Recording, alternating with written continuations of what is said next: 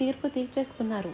మీరు మౌనంగా ఉండి అప్పుడు దేవుని దగ్గరికి వెళ్తే చెప్పుకుంటే మీకు దానికి హితం అవుతుంది. కానీ నువ్వు చేయాల్సింది చేసేసిన తర్వాత దేవుడు నాకు న్యాయం చేయమంటే నువ్వే పరిహారం చేసేసుకున్నావు. ఇంకేమి చేస్తాడు?